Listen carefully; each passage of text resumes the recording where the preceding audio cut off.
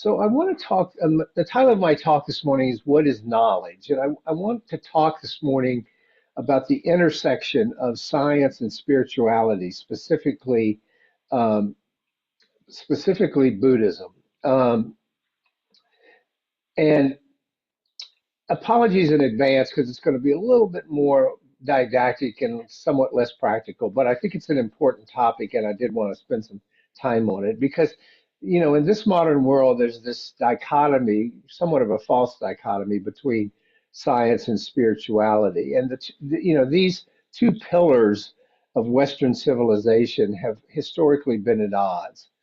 For centuries, the domains of science and spirituality or religion have been viewed as incompatible, if not antagonistic. And science emphasizes empirical evidence, rational inquiry, and often this is contrary to religion or spirituality, which deals more with the intangible or the transcendent or belief systems. And so science, with its empirical approach, claims to offer invincible knowledge about the natural world. And spirituality, on the other hand, relies more on faith, on ethical codes, self restraint, self sacrifice, sort of less tangible, less measurable qualities. And this divide has led many to become alienated, certainly from organized religion. I mean, in the 21st century, we've just seen people leaving churches, leaving organized religion in droves, and perhaps sadly opting instead for secular pursuits of consumerism, short-term gratification, that sort of thing. And consequently, what's happened is in response to that is we've seen spiritual adherents or religious people resort to things like aggressive fundamentalism, attempting to preserve black and white traditional values because they see this encroaching tide of secularism. And we've really seen that in the United States. We're seeing it in bold relief. And so what's happened is it's sort of pitted this sort of more humanistic approach, scientific approach against the hardcore religious approach, and it's really complicated the quest for ethical conduct, and because of this divergence. It has relegated values to the realm of this. They've sort of been hijacked by the hardcore religious side. And this is despite the personal convictions of many on the scientific side who advocate for things like peace and justice and the scientific perspective and so forth, and really a value-based science. But this subjectivity leads to lifestyles focused on it can bleed into personal gratification, exploitation of others, if we get too far away from a values-based worldview.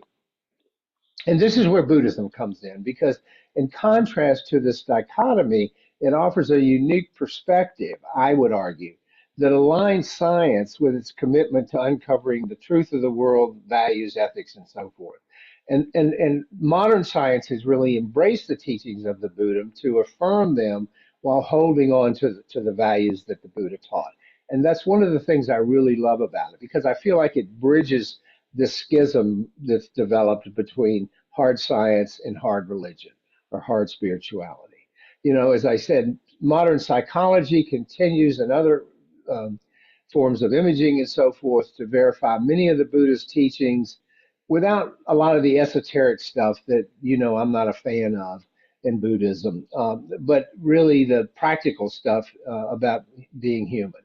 For example, as we've talked about here frequently, neuroscience and psychology are increasingly exploring and getting into the weeds on the effects of meditation and mindfulness, practices long associated with a more spiritual emphasis. So, and these studies have shown that these practices, as the Buddha suggested, lead to measurable. Well, he didn't suggest this. This was modern science, but lead to measurable changes in brain structure. Neuroplasticity comes into play, brain function, improving mental health, improving emotional regulation, improving cognitive performance, all with a strong ethical foundation.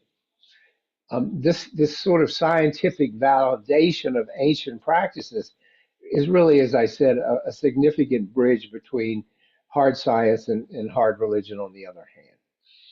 And both Buddhism and science distinguish between appearances and reality. They both challenge false perceptions because we often talk about in Buddhism seeing things as they are, not as they wish them to be. And you can apply that same standard to most of science. They want to see it. They don't want to just take your word for it or wish that the result would turn out the way they hope the experiment would turn out.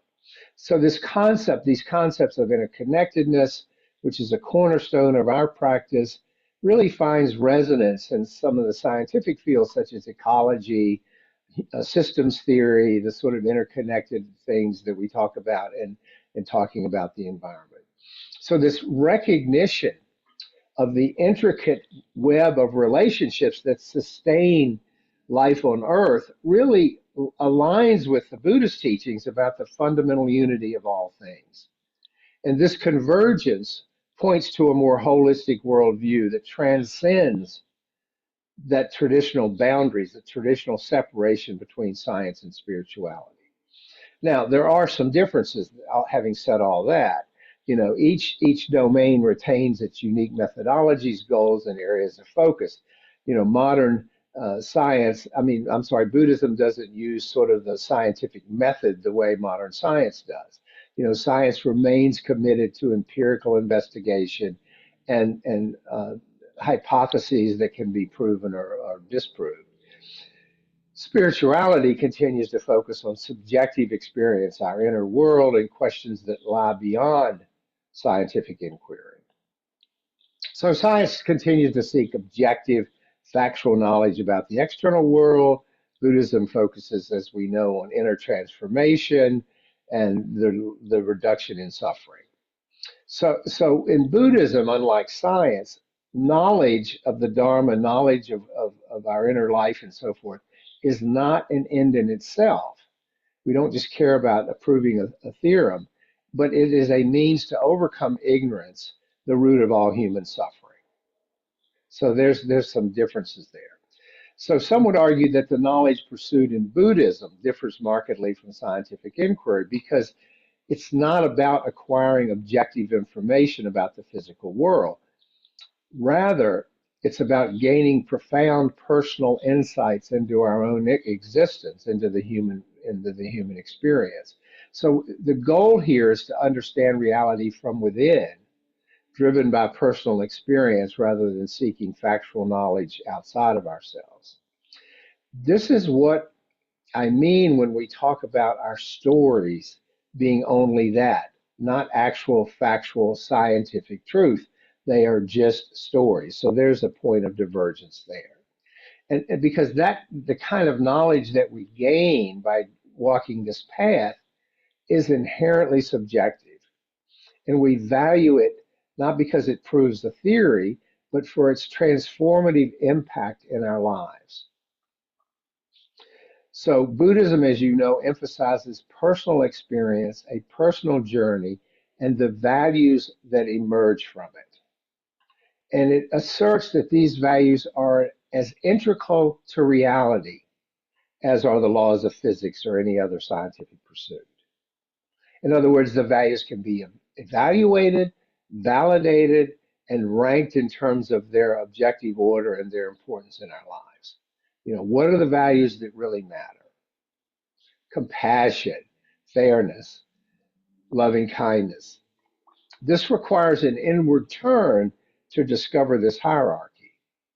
So our Buddhist path acknowledges the objective reality of these values, which necessitates a profound personal transformation, which is guided by the values. And this is unlike natural science, which can be purely and often is intellectual. Our Buddhist quest is an existential discipline that is intertwined with ethical conduct and a change in our mental outlook. The ethical and cognitive aspects of our Buddhist training converge in the realization of concepts like impermanence, the origins of suffering, all the teachings that we talk about. So while science recognizes the process nature of reality, Buddhism views this as an existential truth. The sort of laws of Buddhism, if you will, as existential truths. So to achieve spiritual freedom, we live by an understanding that this notion of a substantial self, for example, is a delusion. We penetrate this through our mental training. A collaboration between Buddhist thinkers and open minded scientists, however, suggests that the shared insights can reconcile the rift between objective knowledge and spiritual wisdom. So, again, there we have this possibility of bridging the difference. And many hardcore scientists, practice this path because it is compatible in the ways I just characterized. So let us talk a bit about that.